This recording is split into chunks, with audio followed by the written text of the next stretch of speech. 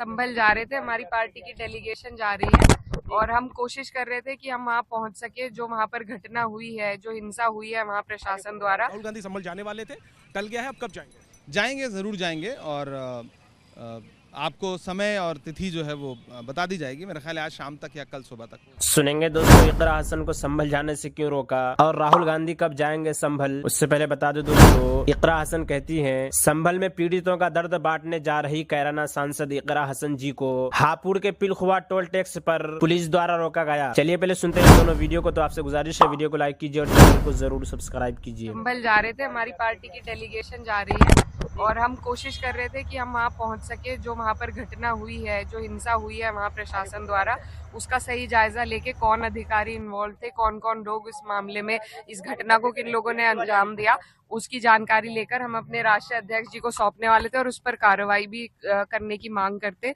उसी के लिए हम पहुंच रहे थे, लेकिन जैसा आप देख रहे हैं पहले 30 तारीख तक हमें बोला गया कि कोई नहीं जा सकता, इसलिए हमने आज का प्रोग्राम बनाया था। लेकिन आज भी हमें रोका जा रहा है। अब 10 तारीख तक इन्होंने रोकथाम रखी है। यहाँ पे 3 सांसदों को गाजियाबाद में रोक दिया गया है। जी हाँ, सबको अलग अलग जगहों पर, 15 लोग की डेलीगेशन थी, अलग अलग जगहों पर रोका जा रहा है। हमें समझ नहीं आ रहा कि लोकतंत्र में इस तरीके से कैसे ये रोक के अपना काम कर सकते हैं। जी।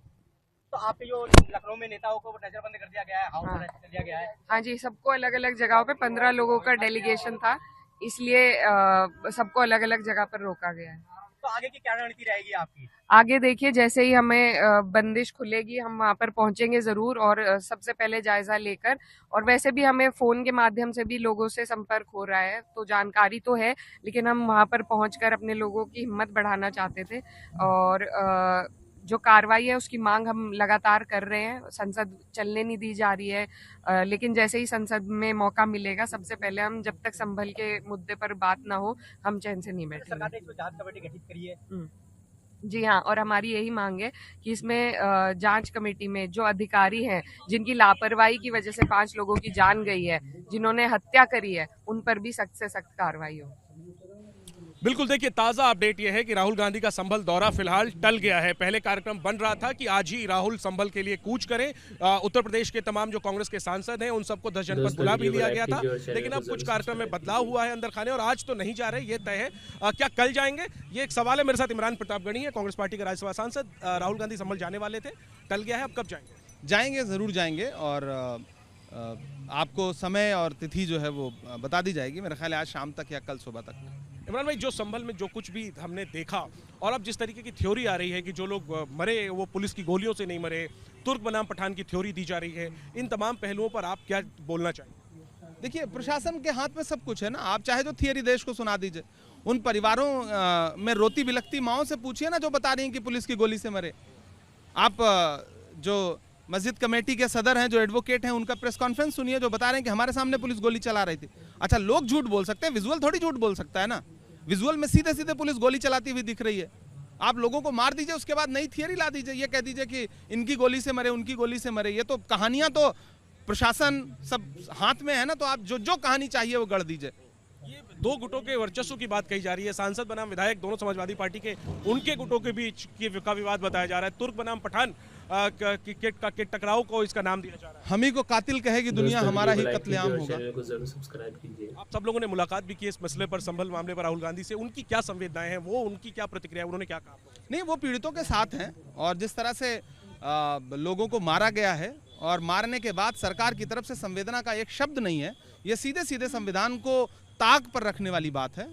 और देश के नेता प्रतिपक्ष जो है वो संविधान में विश्वास रखने और संविधान को लागू करवाने वाले व्यक्ति हैं, तो मुझे पूरा विश्वास है कि वो वहां पहुंचेंगे और पीड़ितों को न्याय जरूर मिलेगा। आखिरी में वही पूछूंगा, अगर राहुल संभल जाएंगे, सवाल उठेंगे क्या राहुल सियासत के लिए पहुंच रहे हैं? क्योंकि माहौल पहले से गर्म है, प्रशासन ने इजाजत नहीं दी है बाहर के किसी व्यक्ति को प्रवेश करने की, और राहुल का कार्यक्रम बन रहा है। क्या ये सियासी नजरिए से इसको ना देखा जाए? सियासत तो वहां पे लोकल प्रशासन और सरकार कर रही है।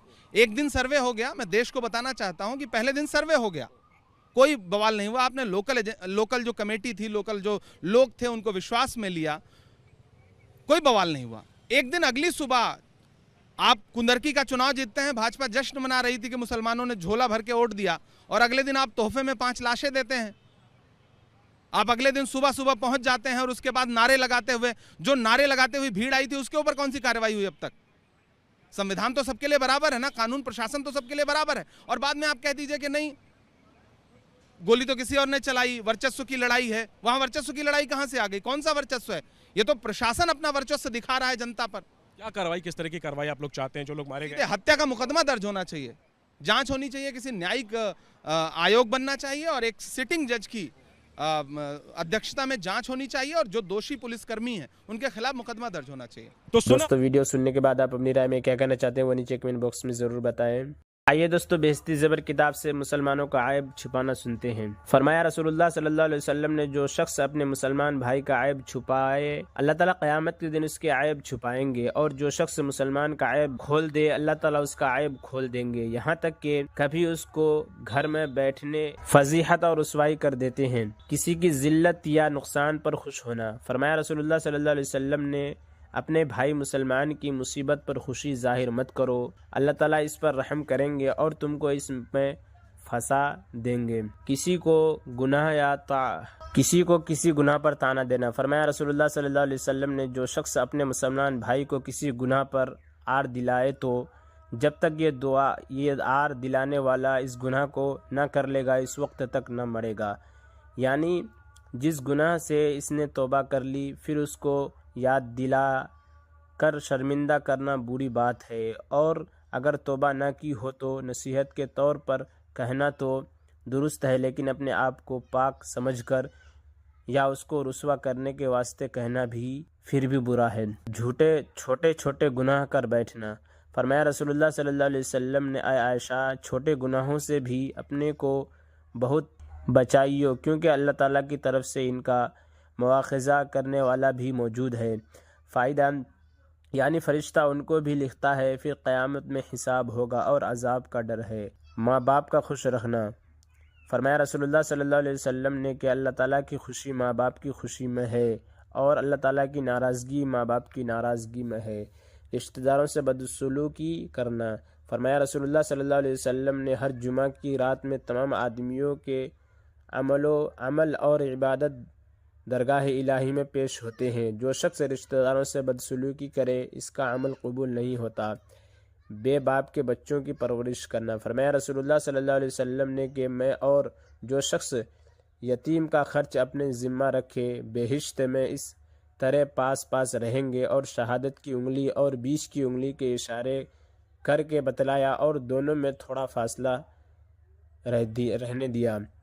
फरमाया रसूलुल्लाह सल्लल्लाहु अलैहि वसल्लम ने, जो शख्स तयम्मुम के सर पर हाथ फेरे और महज अल्लाह ताला ही के वास्ते फेरे, जितने बालों पर है इसका हाथ गुजरा है, इतनी ही नेकियां उसको मिलेंगी। और जो शख्स किसी यतीम लड़की या लड़के के साथ एहसान करे, जो कि इसके साथ रहता हो, तो वो जन्नत में इस तरह रहेंगे जैसे शहादत की उंगली और बीच की उंगली पास पास है। मुसलमान का काम कर देना। फरमाया रसूलुल्लाह सल्लल्लाहु अलैहि वसल्लम ने, जो शख्स अपने मुसलमान भाई के काम में है, अल्लाह ताला उसके काम में होते हैं। शर्म और बेशर्मी। फरमाया रसूलुल्लाह सल्लल्लाहु अलैहि वसल्लम ने, शर्म ईमान की बात है और ईमान बेहिश्त में पहुंचाता है, और बेशर्मी बदखोही की बात है, बदखोही दोज़ख में ले जाती है। फ़ायदा, लेकिन दीन के काम में शर्म हरगिज़ मत करो, जैसा बयान करे कि दिनों में या सफ़र में अक्सर औरतें नमाज नहीं पढ़ी। ऐसी शर्म बेशर्मी से भी बदतर है।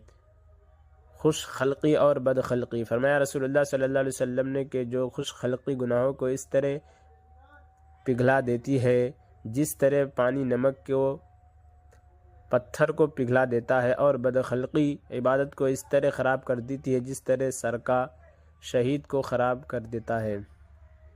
फरमाया रसूलुल्लाह सल्लल्लाहु अलैहि वसल्लम ने कि तुम सब में मुझको ज़्यादा प्यारा और आखिरत में सबसे ज़्यादा नज़दीकी वाला मुझसे वो शख्स है जिसके अखलाक अच्छे हों, और तुम सब में ज़्यादा मुझको बुरा लगने वाला और आखिरत में सबसे ज़्यादा मुझसे दूर रहने वाला वो शख्स है जिसके अखलाक बुरे हों। किसी के घर में झांकना। फरमाया रसूलुल्लाह सल्लल्लाहु अलैहि वसल्लम ने, जब तक इजाज़त न ले लो किसी के घर में झांक कर ना देखे, और ऐसा किया तो यूं समझो कि अंदर ही चला गया। फ़ायदा, बाज़ औरतों को ऐसी शामत सवार होती है कि दूल्हा दुल्हन को झांक झांक कर देखती है। बड़ी बेशर्मी की बात है। हकीकत में झांकने और कबाड़ खोलकर अंदर चले जाने में क्या फ़र्क है? बड़े गुनाह की बात है किसी मुसलमान को डरा देना। फरमाया रसूलुल्लाह सल्लल्लाहु अलैहि वसल्लम ने हलाल नहीं किसी मुसलमान को दूसरे मुसलमान को डराए। और फरमाया रसूलुल्लाह सल्लल्लाहु अलैहि वसल्लम ने जो शख्स किसी मुसलमान की तरह नाहक इसी तरह गुनाह निगाह फेर कर देखे कि वो डर जाए, अल्लाह ताला क़यामत में उसको डराएंगे। फ़ायदा अगर किसी ख़ता व कसूर पर हो तो ज़रूरत के मुवाफ़िक़ दुरुस्त है। और ऐसे ही वीडियो के लिए हमारे इस चैनल को ज़रूर सब्सक्राइब करें। मिलते हैं किसी और वीडियो में ऐसे ही वीडियो के साथ। तो जब तक के लिए दीजिए मुझे इजाज़त और रखिए अपना ख्याल। आप देख रहे थे सुनहरे लफ्ज़ और मैं आपके साथ मोहम्मद साकिब। अस्सलामु अलैकुम।